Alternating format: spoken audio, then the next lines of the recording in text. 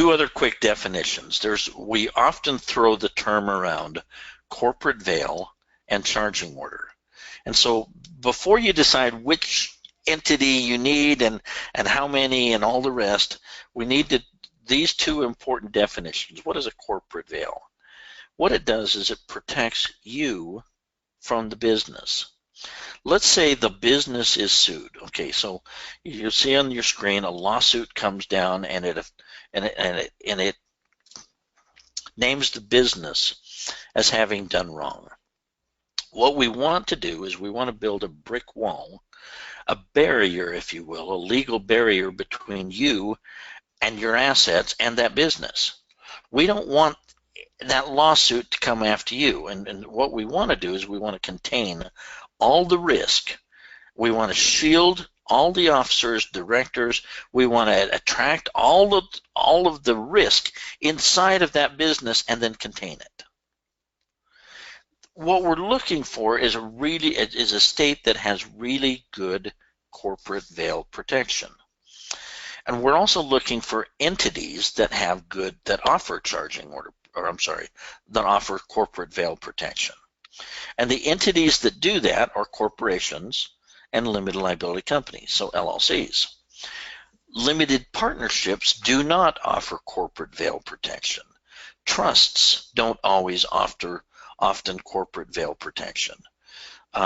Even offshore trusts, if something happens inside, sometimes they go after the trustees.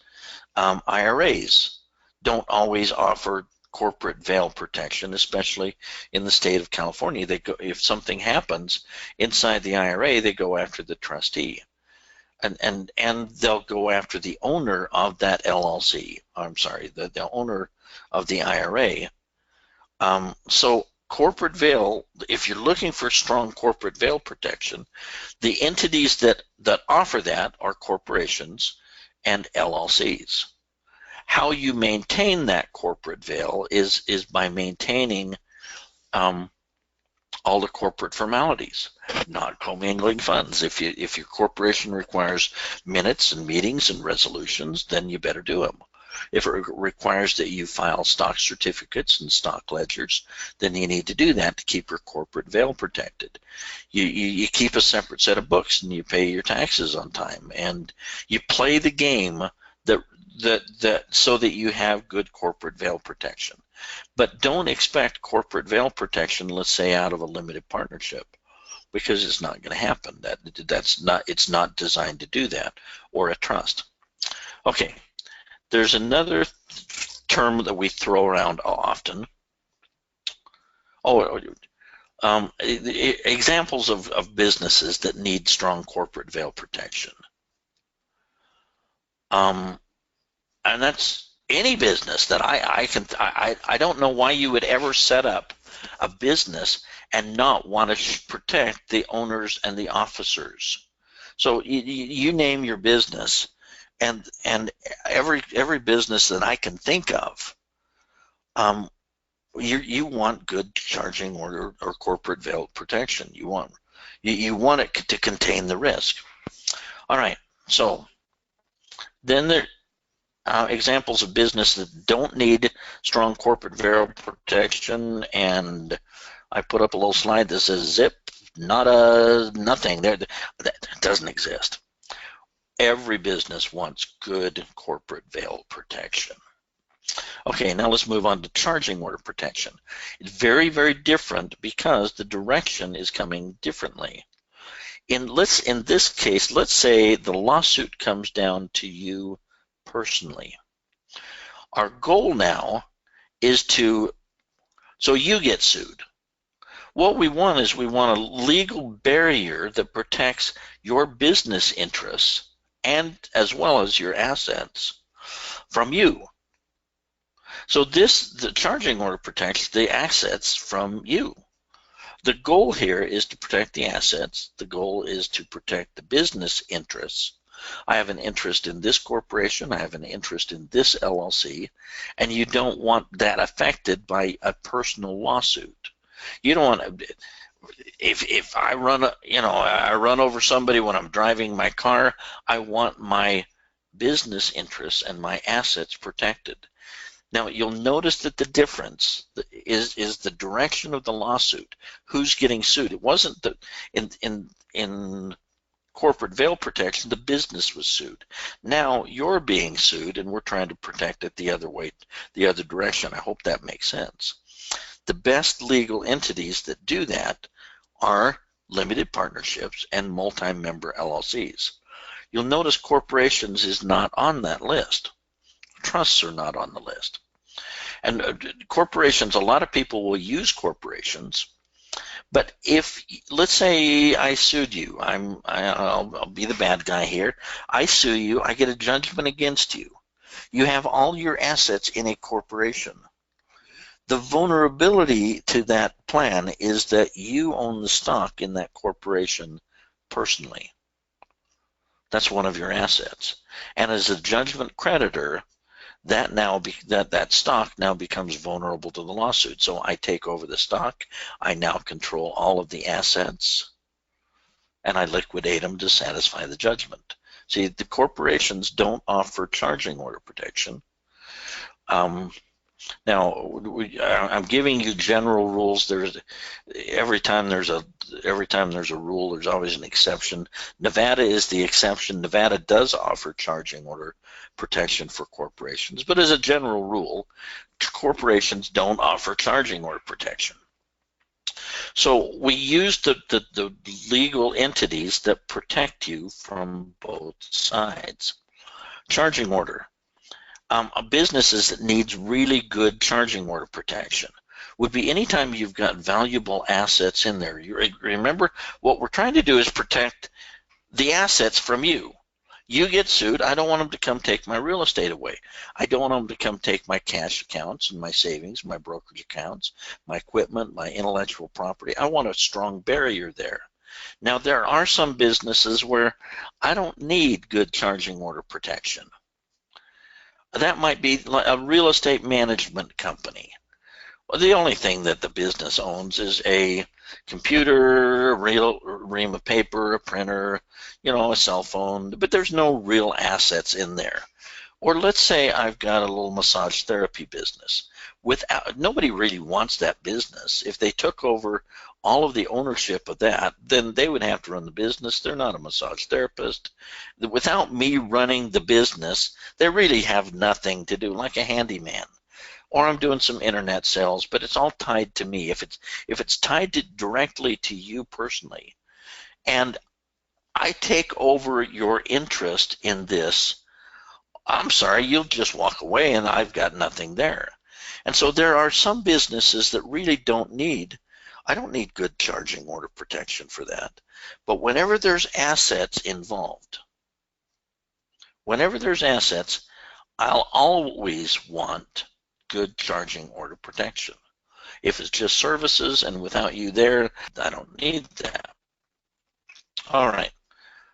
And let me spend a few minutes, if you would, with me on why we don't use single member LLCs in 45 different states. Or when we do use them, we use them very selectively. And it goes back to the charging order protection. Remember, I told you that charging order protection was available for multi-member LLCs and limited partnerships. I didn't mention single member LLCs. And here's sort of the theory behind this. Limited partnerships have been around since 1916. Let's take a group of 5 investors. They all put in their $100,000. But partner number 4 gets in trouble.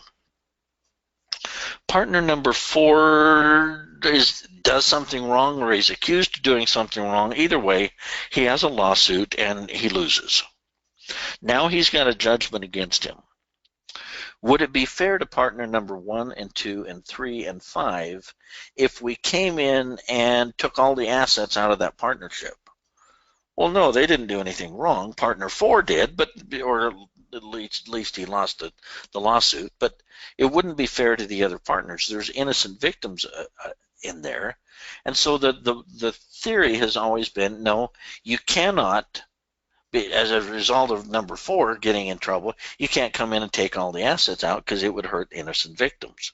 You also can't take his interest away because they didn't want somebody else. They wanted partner number 4 as a partnership. And so the theory has always been you can't take his interest and you can't take the assets. The only thing that you can really do is you can put your hand on top of his hand in the event that there's any distributions. So if there's money that's made and it's distributed, the judgment creditor would get that money instead of partner number 4. But to get that, he has to file what's called a charging order or a lien against partner number 4's interest in the partnership. So in what happens in 2003, Mr. Albright in the state of Colorado is facing a bankruptcy judge. Now he has put a couple $1 million into a single owner, single member LLC, and then in the course of time, the rest of his businesses kind of went upside down, and he's now in bankruptcy. And he's saying to the judge, "Look, judge, you cannot take the assets. I can see them, you can see them. There's $2 million, but you can't have those assets. They're in a separate LLC." And it's a single member LLC, and neener, you can't take it because separate legal entity, it didn't do anything wrong. And the judge looks at that and says, yeah, but you know what? There's no innocent parties here. The charging order does not apply to single member LLCs because the whole theory of the charging order was to protect innocent parties, of which there are none. You're the only innocent victim. You're in bankruptcy. We're going to allow the judgment creditors to come after that $2 million. In 2006, 3 cases supported that. And then in 2010 was the really famous Olmstead case. Mr. Olmstead was facing the Federal Trade Commission in court in Florida. And he had taken reportedly a whole bunch of money from a whole bunch of investors, but he had $10 million sitting in a single member LLC. And he's trying to explain to the judge why they can't touch that $10 million. And the judge, I believe, rightfully said, there's no innocent parties here, Mr. Olmstead. We're going to come in and take the assets out of the single member LLC to give to the people that you ripped off. As a result of that Olmstead case, and I know that this is a lot of theory and maybe it doesn't apply, but I really think that it does for most of you. What happened as a result of that, within a couple months, the Wyoming legislature met. Remember, Wyoming is where LLCs were created in the first place. They met and they kind of waved their hand to the world and their flag and say, hey, you know what, single member LLCs are good here. We will give you charging order protection in an effort to gain more business to their state. Since that time, Nevada, Delaware, South Dakota, and Alaska have followed. Those states offer charging order protection for single member LLCs. The other 45 currently do not. So can we still use single member LLCs? Yes, we can still use them to manage a business as long as it doesn't have attractive assets. Again, go back to the massage therapist, or I'm a little handyman. I don't need good charging order protection anyway. Set up a single owner LLC, tax it in whatever method you want. And because if somebody takes over your business, you'll just walk away and set up another one. You've got nothing to lose other than that little whatever, you know, the little bit of assets in the. It's not attractive for someone to come over and take over your business because they don't want it. They don't want to run it. There's nothing in there that's attractive. So I can still use a single member LLC as like a management company or a service corporation. I can also use it to hold real estate as long as I'm not the owner of that single member LLC. If I nest that inside of something stronger, then I use single member LLCs all the time because remember, single member LLCs still have corporate veil protection. They just don't have charging order protection. They still contain risk, but if I nest them in something stronger and you personally get sued, I can't touch those assets. I'll show you how that works. So what is something stronger? A multi-member LLC. A single member LLC in a strong state, one of those 5 states we talked about.